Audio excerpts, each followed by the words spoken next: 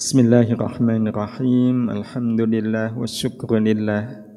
Thumma salatu wassalamu ala rasulillah Nabiyyina Muhammad ibn Abdillah wa ala alihi wa ashabihi wa mawala. La hawla wa la quwwata illa billah, amma ba'd.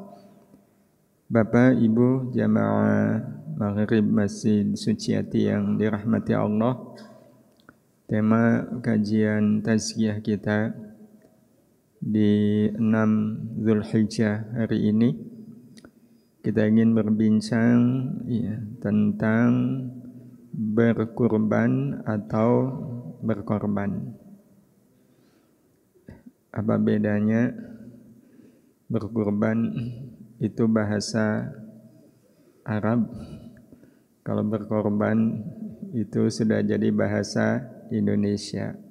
Walaupun berkorban itu asal katanya adalah dari berkurban. Nah, kita ingin berbincang tentang dua hal ini, berkurban atau berkorban. Kita lihat terlebih dahulu posisi keduanya dalam kehidupan. Manakah yang lebih tinggi nilainya bagi kehidupan? Berkorban dengan berkurban atau berkurban dengan berkorban? Mana yang lebih tinggi? Kan kalau dua kata ini digabung ketemunya, saya berkorban dengan cara berkurban. Tapi yang lain, saya berkurban dengan cara berkorban. Lebih tinggi mana? Tentu kita harus paham terlebih dahulu apa itu berkurban, apa itu berkorban. Yang pertama terlebih dahulu berkurban. Sebentar lagi ini akan jadi amalan kita. Berkurban itu kan memiliki arti, memiliki makna menyembelih hewan kurban. Bisa kambing, bisa sapi, bisa hewan kurban yang lain, dengan niat al-qurbah, dengan niat taqarrub, mendekatkan diri kepada Allah Subhanahu wa ta'ala. Inilah yang namanya berkurban. Kalau dikaitkan dengan berkorban, saya berkorban dengan cara berkurban. Tapi kalau lihat definisi ini, pada saat seseorang berkurban, sebenarnya yang berkorban, yang mau berkorban itu shahibul kurban atau hewan kurbannya? Yang rela berkorban. Yang rela berkorban adalah kambing atau sapi yang disembelih. Maka sebenarnya derajatnya lebih tinggi shahibul kurban atau kambingnya. Nah, yang berkorban kan kambingnya, cuma karena kambing nggak ada hukum, maka lebih difokuskan kepada manusia. Karena itu tetap berkorban menjadi sesuatu yang dianjurkan. Ada yang memilih berkorban dengan cara berkorban. Itu pengertian berkorban memang seperti ini pengertian singkatnya. Nah, kalau berkorban memiliki arti merelakan diri susah demi bahagia sesama. Bukankah memang itu makna dari berkorban? Pahlawan kita, mereka rela berkorban. Rela berkorban kan rela susah. Bahkan sampai pada tingkat kehilangan nyawa. Demi kemerdekaan negeri ini. Merdeka itu kan konotasinya adalah senang, bahagia. Itu yang namanya berkorban. Jadi kalau lihat dua hal ini, jadi ada berkurban, ada berkorban, dengan pengertian masing-masing. Satu hal yang tidak bisa dihindari, kedua-duanya membutuhkan ikhlas. Hal yang paling penting, baik di dalam berkurban maupun berkorban adalah ikhlas. Nah, kalau harus ikhlas, maka kita bisa melihat yang lebih tinggi derajat ikhlasnya yang mana, berkurban atau berkorban. Di dalam berkorban ada keikhlasan yang lebih terasa bila dibanding dengan berkorban. Maka kadang ada seloroh ya bagi yang tidak bisa berkorban kambing atau sapi, ya minimal mau berkorban perasaan. Itu lebih berat mana? Kurban perasaan atau kurban kambing? Ya, dilihat dari kadar ikhlasnya itu kurban perasaan, ya, itu lebih terasa. Ya. Nah, karena itu Bapak Ibu yang dirahmati Allah Subhanahu wa taala, seharusnya syariat berkurban ya, membuat hidup kita naik. Tidak hanya sekedar mau berkurban tapi juga mau berkorban. Ya, kenapa? Karena sebenarnya yang kita inginkan dari keduanya adalah ikhlas. Bukankah di dalam berkurban saja Allah berfirman di surat Al-Hajj, "La yanalallaha luhumuha wala dima'uha walakin yanaluhut taqwa minkum." Yang nyampe ke Allah itu bukan daging kurbannya, bukan darah kurbannya. Yang nyampe ke Allah itu adalah ketakwaan kalian. Dan takwa di sini memiliki arti berkorban semata-mata karena Allah, ikhlas. Ya, berkorban, kalau berkorban itu memang menunjukkan cermin keikhlasan seseorang. Dan Bapak Ibu, bicara soal ikhlas, kita melihat bahwa ikhlas adalah jalan hidup bagi siapapun yang menjadikan Allah sebagai tujuan hidup. Karena itu tidak ada pilihan dalam hidup ini bagi orang-orang yang menjadikan Allah sebagai tujuan hidupnya kecuali ikhlas. Dan kalau kita lihat hidup ini tujuannya apalagi kalau bukan Allah. Nah, kalau hidup ini tujuannya adalah Allah dan untuk bisa sampai ke Allah jalan hidupnya namanya ikhlas, maka sebenarnya ikhlas itu adalah keniscayaan hidup. Dan siapapun akan menemukan hakikat ikhlas itu di dalam berkorban. Di dalam berkorban. Jadi akan terasa betul orang kalau sudah mau berkorban, itu tandanya dia ikhlas.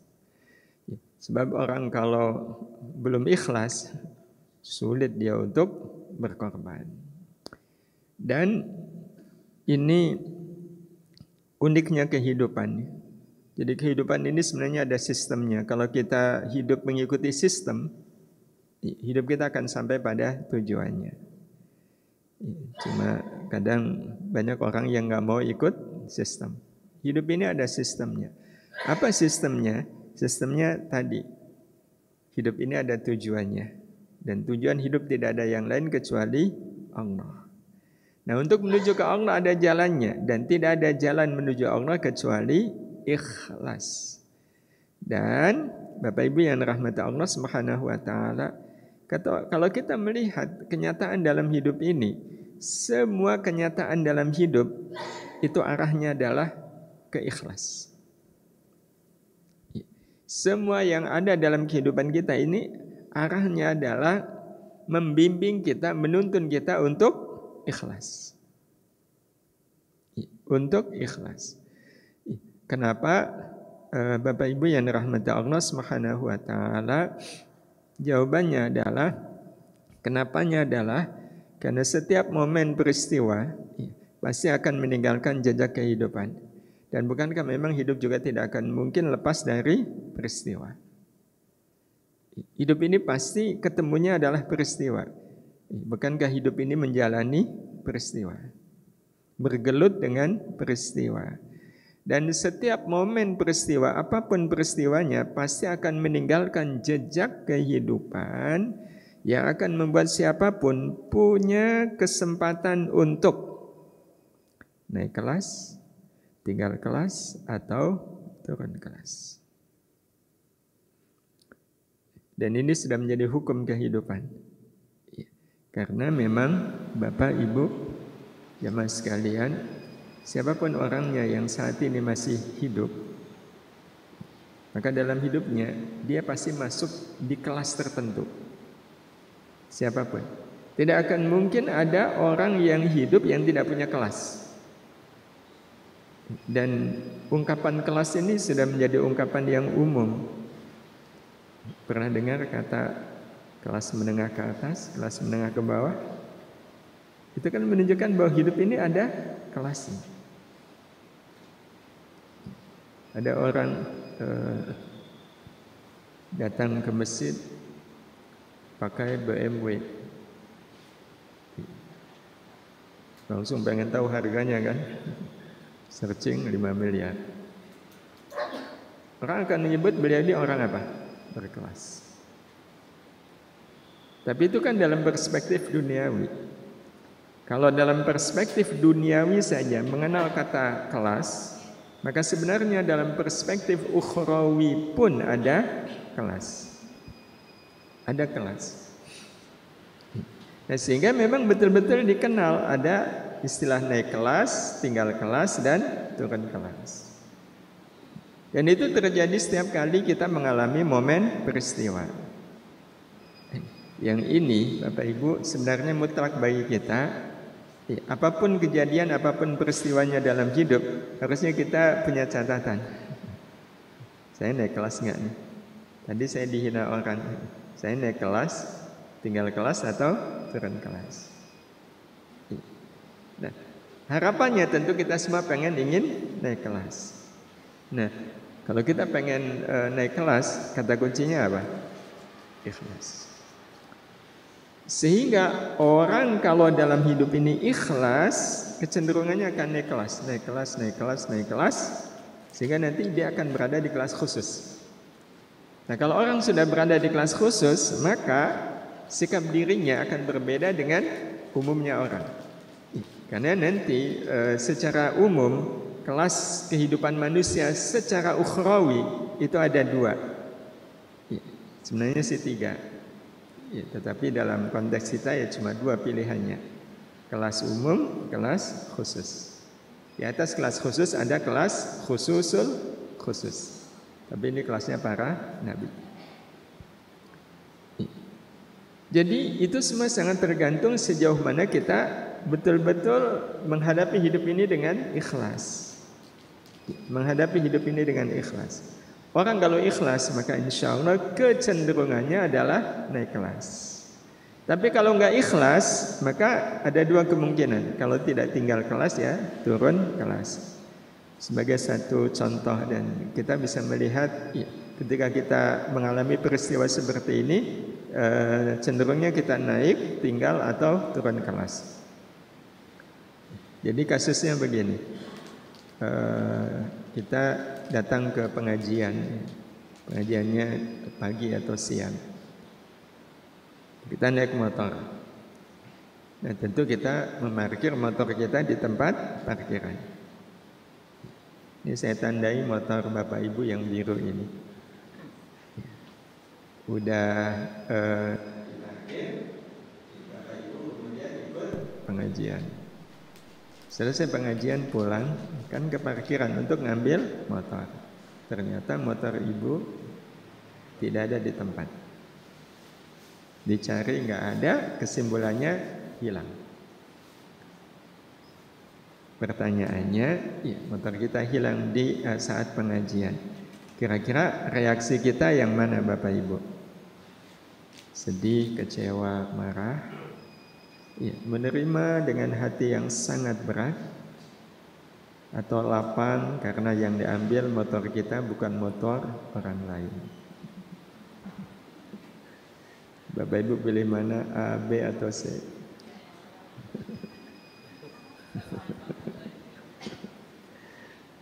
Yang pilih A banyak nggak? Yang pilih A banyak? Lebih banyak pilih A, B atau C? A. Kalau pilih A berarti naik, tinggal atau turun? Turun. Jadi kalau pilih A turun kelas. Jadi siapapun yang milih A kalau mengalami kejadian seperti ini atau yang semisal dengan ini, berarti dia turun kelas. Kalau pilih B, tinggal kelas. Naik enggak, turun enggak. Nah, kalau pilih C berarti naik kelas. Sebenarnya yang logis yang mana? A, B atau C?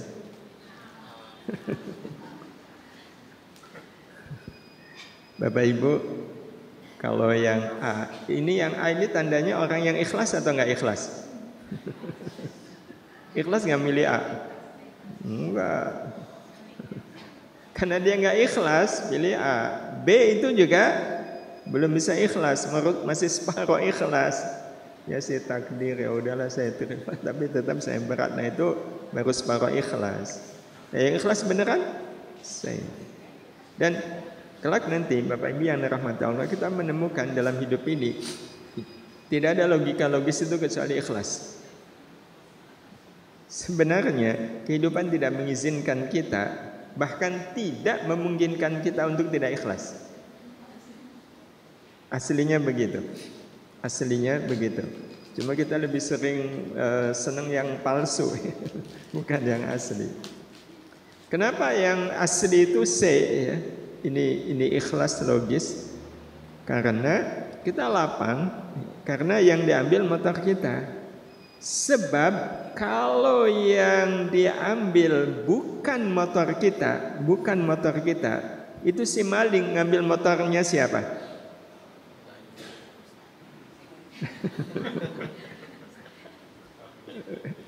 Saya nggak pakai motor, Bu.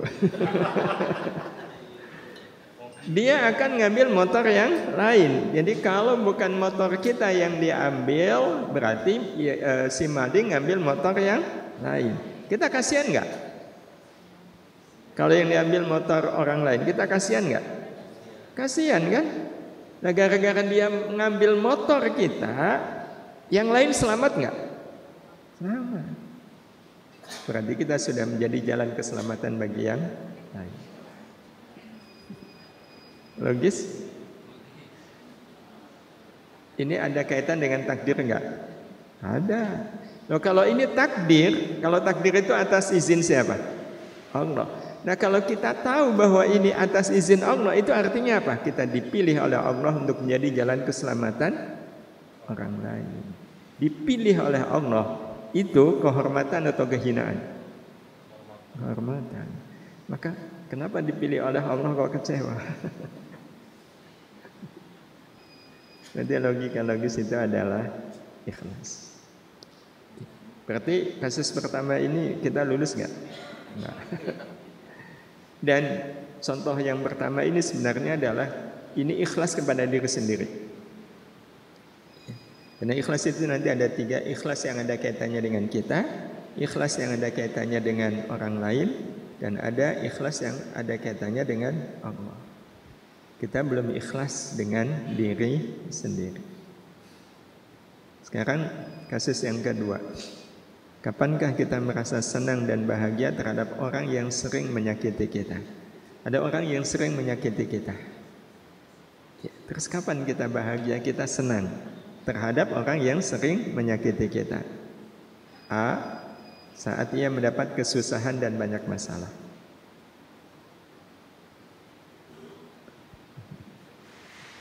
Ada nggak yang senang? Ada orang sering nyakiti kita, sering banget nyakitin kita, bahkan mengkhianati, menipu. Suatu saat kita mendengar kalau beliau mengalami kecelakaan.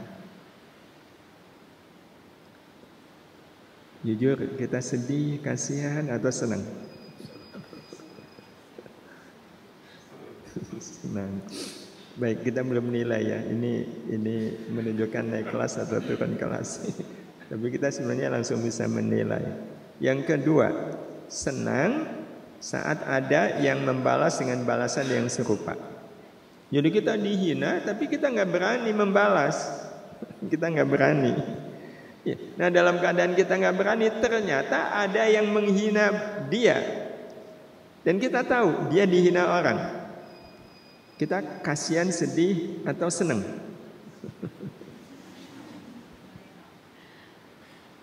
Impas kan? Dia menghina saya, dia dihina dengan penghinaan yang sama. Atau C, hidup sukses dan dibahagiakan banyak orang. Jadi ketika orang yang suka menghina kita, dia sukses, kita kirimin karangan bunga, ya, ikut berbahagia atas kesuksesan Bapak Ibu. Padahal dia suka menghina. Boleh nggak? Boleh nggak kita kirimin karangan bunga terbaik gitu untuk mengungkapkan ikut bahagianya kesuksesan beliau? Boleh nggak? Boleh. Tapi umum nggak? Makanya kita bisa lihat orang yang ikhlas itu udah kelasnya langsung kelas khusus. Hadirin hadirah yang dirahmati Allah. Tapi sejujurnya yang lebih banyak milih A, B atau C?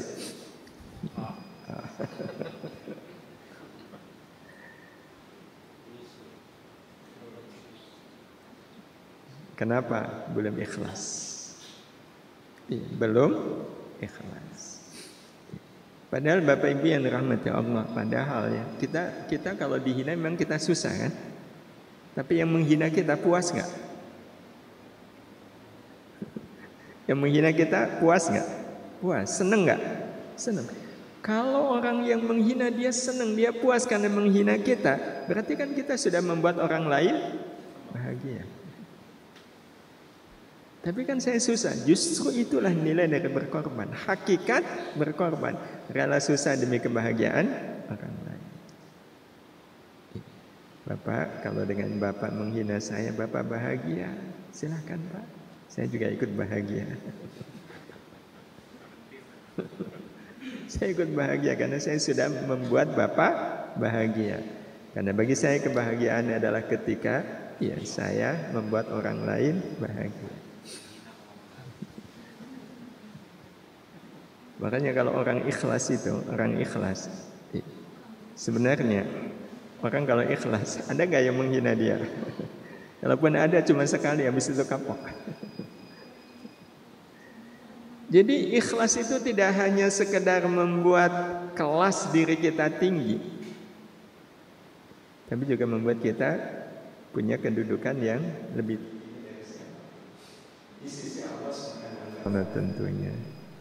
Hadirin hadirah yang dirahmati Allah Subhanahu wa Ta'ala. Nah, kalau yang kedua ini kan kaitan ikhlas kita dengan sesama. Kita ikhlas dihina.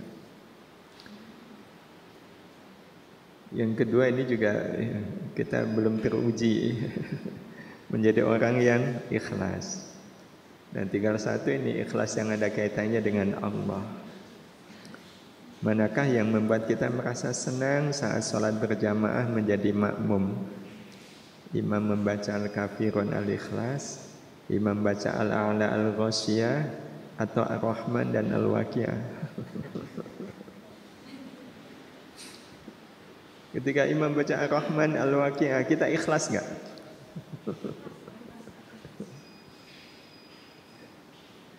Dibanding Al-Kafirun dan Al-Ikhlas. Ikhlas banget. Nah, hadirin hadirah yang dirahmati Allah, berarti memang kita belum teruji menjadi orang yang ikhlas. Padahal kehidupan ini punya hukumnya, punya rumusnya, punya kaidahnya. Nah, salah satu kaidah itu adalah hanya dengan ikhlas siapapun akan terus naik kelas. Hanya dengan ikhlas siapapun akan terus naik kelas. Jadi orang kalau ikhlas apapun yang ada dalam kehidupannya itu akan membuat dia naik kelas, naik kelas, naik kelas. Orang kalau ikhlas lagi antri, ada yang motong, kalau ikhlas dibiarin atau disikut, dipersilahkan malah. Ya mas, silahkan. Itu naik kelas nggak? Oh, naik kelas. Pertanyaannya, sebenarnya kita pengennya naik kelas, tinggal kelas atau turun kelas? Lantas kenapa nggak mau ikhlas? Padahal itu tangga yang membuat kita akan terus naik kelas. Iya, karena memang ikhlas itu Bapak Ibu yang dirahmati Allah adalah tangga menuju kelas khusus kehidupan. Orang kalau naik kelas kan akhirnya sebutannya dia orang yang berkelas. Jadi kalau kita pengen menjadi orang yang berkelas, ya, dalam pandangan Allah tidak ada cara kecuali ikhlas. Ya, itu akan berada di kelas khusus kehidupan. Sedemikian khususnya sampai orang yang ikhlas itu nggak bisa dijangkau oleh iblis. Itu saking tingginya ya, kelas khusus orang yang ikhlas. Sebagaimana yang disebutkan sini oleh iblis. Jadi yang bilang itu iblis. Wala ughwiyannahum ajma'in.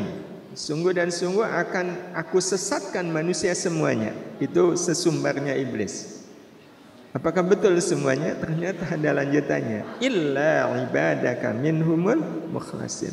Kecuali hamba-hambamu yang ikhlas.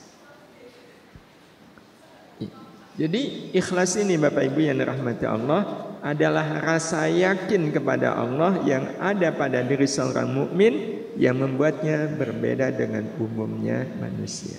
Karena memang sudah kelas khusus. Kalau kelas khusus ya sikap diri dia itu tidak akan seperti umumnya manusia. Dan kelak nanti kita akan jumpai Bapak Ibu yang dirahmati Allah, apa yang benar menurut umumnya manusia belum tentu benar. Apa yang benar menurut umumnya manusia belum tentu benar. Tapi apa yang benar menurut khususnya manusia itulah kebenaran yang sesungguhnya. Sebagai contoh, apa yang kita mengerti tentang penghinaan? Merendahkan diri yang dihina atau merendahkan diri yang menghina?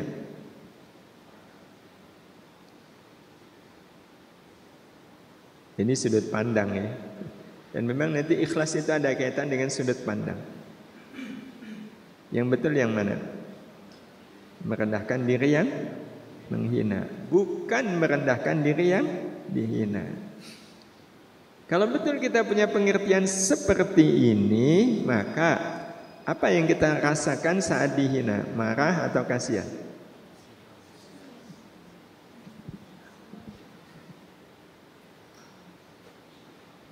Tapi umumnya orang yang mana? Umumnya orang. Maka kalau seandainya ada yang marah, kita tanya, Pak, jenengan kok marah dihina? Jawabannya apa? Semua orang juga akan marah kalau dihina. Tapi kalau orang kasihan, berarti yang betul itu marah atau kasihan? Kan marah. Benar menurut umumnya orang, tapi kalau lihat kenyataannya itu salah. Yang benar apa? Kasihan. Cuma kalau milih kasihan itu umum nggak? Enggak. Enggak umum dihina kok kasihan. Tapi kan kita bisa lihat yang benar yang mana. Maka pertanyaannya, kalau sudah begini Bapak Ibu, apakah kita mau ikut umumnya orang atau ikut khususnya orang? Dan Allah juga sudah menyampaikan kepada kita, ya, wa in tuti' aktsara man fil ardi yudilluka 'an sabilillah. Ya, kalau kamu menuruti kebanyakan orang-orang yang di muka bumi ini, niscaya mereka akan menyesatkanmu dari jalan Allah. Menyesatkanmu itu membuatmu salah, karena salah itu kesesatan. Itu kalau ikut umumnya. Jadi apa yang benar menurut umumnya orang belum tentu benar. Makanya Allah mengingatkan kita untuk jangan ikut apa kata umumnya orang. Nah, untuk bisa seperti ini tidak ada pilihan yang lain kecuali ikhlas. Nah, pertanyaannya Bapak Ibu, kita dihina marah itu sejak kapan? Sejak SD, sejak SMP atau sejak SMA? Sejak SD. Kalau sejak SD berarti dari SD sampai sekarang kita tidak pernah naik kelas.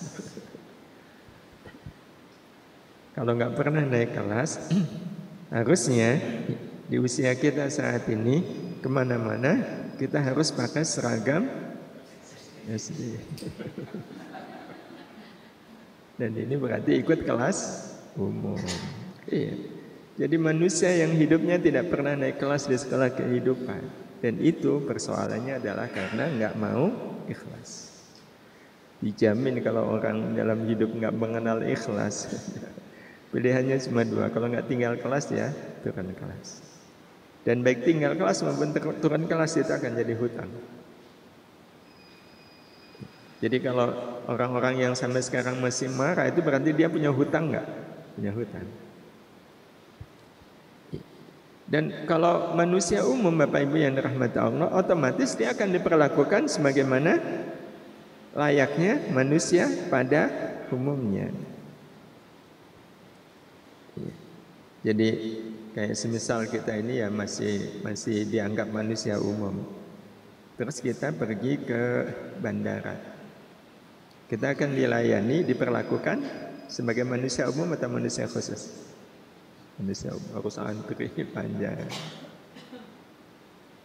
Itu memang resiko, dan itu sebenarnya terjadi dalam kehidupan ini. Kehidupan akan memperlakukan khusus terhadap manusia-manusia khusus, yakni manusia yang selalu naik kelas di sekolah kehidupan. Nah, Bapak Ibu yang dirahmati Allah Subhanahu wa taala, karena itu kembali kepada prinsip bahwa kehidupan ini sebenarnya mengelola kita untuk setiap waktu, setiap saat itu naik kelas, sehingga pada akhirnya nanti kita akan berada di kelas khusus. Iya. Jadi bisa di kelas umum, bisa di kelas khusus. Kuncinya sekali lagi ada pada ikhlas. Nah, apa beda mereka yang di kelas umum dan di kelas khusus? Tentu bedanya banyak ya, tapi beda yang paling mudah untuk kita lihat ya, dan kita bisa melihat diri kita ini masuk yang mana. Orang yang berada di kelas umum, dia akan merasa senang saat disenangkan, merasa susah saat disusahkan. Nah, itu berarti kelasnya masih kelas umum. Maka kalau kita melihat diri kita kapan senang? Ya kalau senang. Kapan kita susah? Ya kalau susah, itu umum. Kalau kelas khusus kan tidak sebagaimana kelas umum. Nah, kalau tidak sebagaimana kelas umum, berarti tidak sebagaimana umumnya orang yang berada di kelas khusus merasa susah saat disenangkan, merasa senang saat disusahkan. Itu orang yang berada di kelas khusus. Wajar enggak? Ya enggak wajar bagi yang masih berada di kelas. Loh, gimana saya susah ketika disenangkan? Senang ketika disusahkan. Bapak Ibu, sekali lagi ini ada relevansinya, ada benang merahnya dengan ikhlas. Orang kalau sudah ikhlas, yang dia harapkan dalam hidup ini apa Bapak Ibu? Ridho Allah. Orang kalau sudah ikhlas, yang dia harapkan dalam hidup ini adalah ridho Allah. Nah, pertanyaannya, sebenarnya ya, dalam pandangan kita mana yang lebih berharga? Ridho Allah atau kekayaan? Kita sebenarnya udah bisa menghargai. Ridho Allah itu tidak bisa dihargai dengan apapun. Apapun menjadi tidak ada nilainya kalau dibandingkan dengan ridha Allah. Betul? Berarti kita punya pandangan bahwa hal yang paling berharga dalam hidup ini adalah ridha Allah. Nah, kalau betul ridha Allah itu paling berharga, Bapak Ibu yang dirahmati Allah Subhanahu wa taala, kita akan mendapatkan ridha Allah itu dalam senangnya kehidupan atau susahnya kehidupan. Kita lebih merasakan di dalamnya ada ridha Allah itu waktu senang atau waktu susah?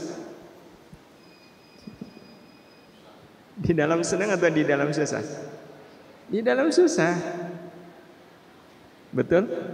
Kalau di dalam susah ada ridha Allah, dan ridha Allah itu sesuatu yang sangat bernilai, berarti kita itu senang waktu susah atau waktu senang?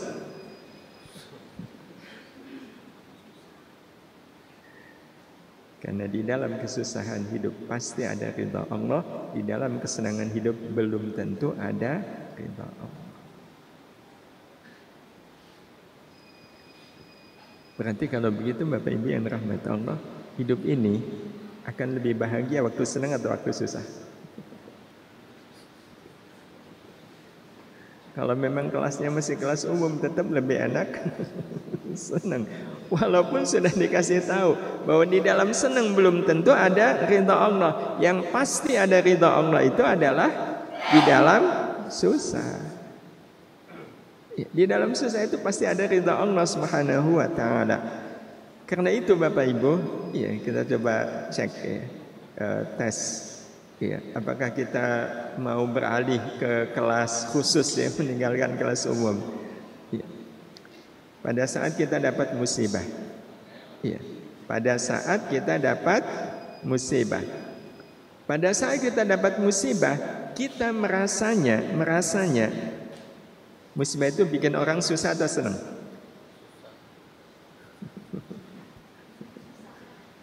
Susah lah ya. Musibah bikin orang susah. Tapi waktu orang dapat musibah, merasanya dapat musibah atau dapat ridha Allah?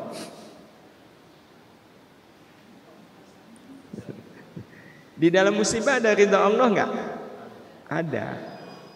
Yakin?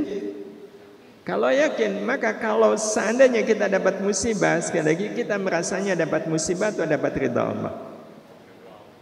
Dapat ridha Allah. Kalau dapat ridha Allah, waktu kita dapat musibah, kita bilang apa? Alhamdulillah. Umum enggak? Enggak. Enggak umum. Iya, enggak umum. Tapi sebenarnya tepat enggak kalau orang bilang alhamdulillah? Pak, kenapa Bapak kok bilang alhamdulillah? Iya, karena saya tahu di dalam musibah ini ada ridha Allah. Maka kalau seandainya para ikhwan ya, yang belum menikah ngelamar perempuan aja lah. Terus si perempuan ini bilang begini, mau kamu berkaca diri, wajah kayak gitu, ngelamar saya. Gimana rasanya Mas? Mau berkaca, wajah kayak gitu ngelamar saya. Itu yang dirasakan, perihnya penghinaan atau yang dirasakan manisnya ridha Allah. Itu tergantung memang sejauh mana kita ikhlas. Kalau ikhlas, yang kita rasakan adalah manisnya ridha Allah. Berarti si perempuan tadi yang mengatakan begitu, itu wanita yang baik ke antum atau wanita yang jahat ke antum? Baik, dia mengantarkan ridha Allah yang sangat terasa manisnya. Karena itu orang yang ikhlas tidak merasa mendapat musibah, melainkan merasa mendapat rahmat Allah. Merasanya mendapat rahmat Allah Subhanahu wa taala, bukan mendapat musibah. Dan ini hal yang wajar. Jadi apapun pokoknya kalau yang bikin kita susah, kita tidak merasa mendapatkan kesusahan, kita tidak merasa mendapatkan musibah, tapi mendapat rahmat Allah. Sebagai penutup, ini pernah kita sampaikan, tapi kita ingin sama-sama menguatkannya. Bahwa memang aslinya kalau kita dapat musibah itu bukan dapat musibah, merasanya kita dapat ridha Allah. Kenapa? Karena di dalam musibah pasti ada ridha Allah. Maka logika yang pernah kita sampaikan, sekali lagi ini sebagai penutup, kalau habis pengajian Bapak Ibu dikasih kotak ini, Bapak Ibu merasanya dapat apa? Dapat apa? Sarung. Mana sarungnya? Mana sarungnya? Nampak nggak sarungnya? Enggak nampak. Yang nampak apa? Kotak.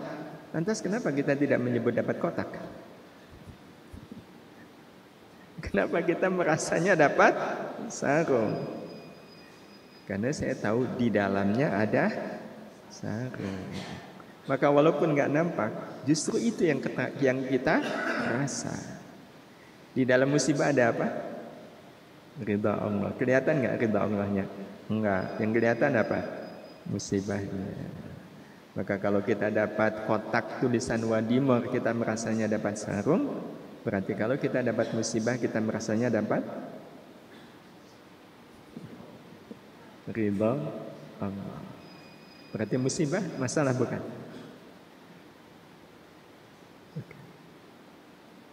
Walaupun umumnya orang musibah itu membuat susah, bagi orang khusus justru membuat dia senang. Ya. Maka betul Bapak Ibu yang dirahmati Allah Subhanahu wa taala, ya, apa yang tadi kita sampaikan, ya, bahwa di dalam orang yang berada di kelas khusus itu merasa susah saat disenangkan dan merasa senang saat disusahkan. Dan ya Allah wa iyyakum, sudah azan. Tafadhal.